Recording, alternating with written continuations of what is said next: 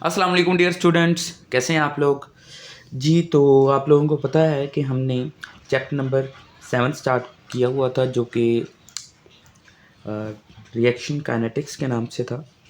और आज हमने जो टॉपिक्स पढ़ना है that is the rate of reaction.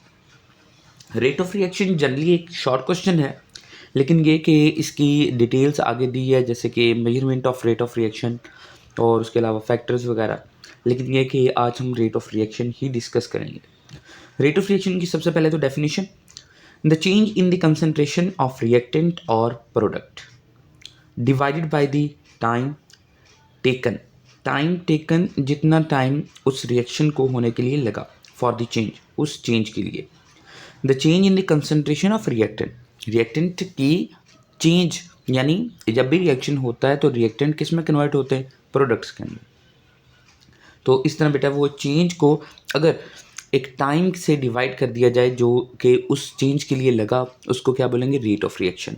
या आप ये समझ लें कि द टाइम जो उसके लिए लगा, एक्चुअली में अगर आप फिज़िक्स में वेलोसिटी की डेफिनेशन पढ़ते हैं या फिर एक्सेलरेशन की डेफिनेशन पढ़ते हैं तो उधर हम कहते हैं the change in the displacement with respect to time is called velocity, और the change in the velocity with respect to time is called acceleration. इसी तरह the change in the concentration with respect to time is called rate of reaction, इस तरह भी कह सकते हैं आप। तो इसका formula rate is equal to change in the concentration divided by time taken. तो चेंज इन द कंसंट्रेशन क्या है? डेल्टा एक्स, और टाइम टेकन डेल्टा टी। और डेल्टा एक्स मोल पर डेसीमीटर क्यूब से इसके यूनिट जाने जाते हैं, और जो टाइम का यूनिट होता है वो आपको पता है सेकंड है। तो रेट के यूनिट क्या बनेंगे? मोल पर डेसीमीटर क्यूब पर सेकंड। अगर इसकी एग्जांपल लें कोई जनरल रिएक्शन की, तो ए कोई भी रिएक्टेंट है वो कन्वर्ट होती हैं बी प्रोडक्ट के अंदर, तो रेट ऑफ रिएक्शन कैसे होगा? Delta A over delta T या delta B over delta T.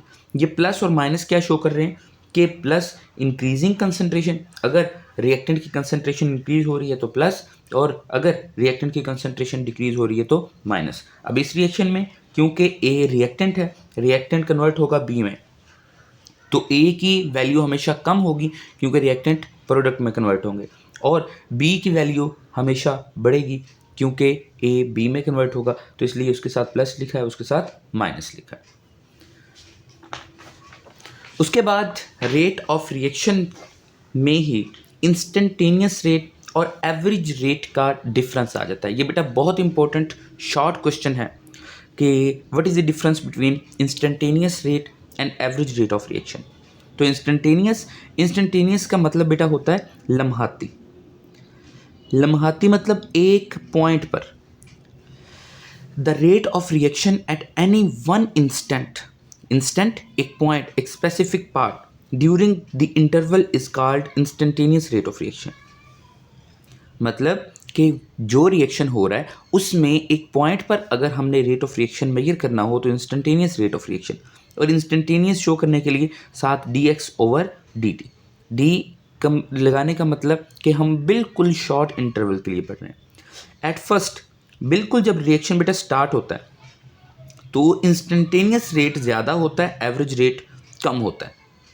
उसके बाद एवरेज रेट की पढ़ें तो rate of reaction between two specific time intervals, मतलब कुछ दो पॉइंट हम सेलेक्ट करते हैं और उनके दरमियान एवरेज निकालते हैं, और वो जो रेट ऑफ रिएक्शन होता है उसको एवरेज रेट ऑफ रिएक्शन बोलते हैं।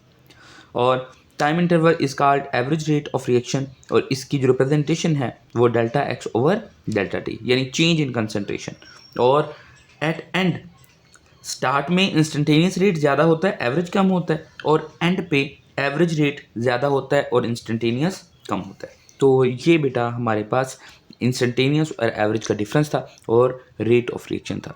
तो आज के लेक्चर में इतना ही, और ये शॉर्ट क्वेश्चन आता है, लॉन्ग क्वेश्चन, दो शॉर्ट क्वेश्चन हमने पढ़े। एक तो रेट ऑफ रिएक्शन, उसके यूनिट, उसका फॉर्मूला, और दूसरा शॉर्ट क्वेश्चन इंस्टेंटेनियस और एवरेज का difference. Thank you so much बेटा, खुदा हाफिज़, दुआ में याद रखिएगा।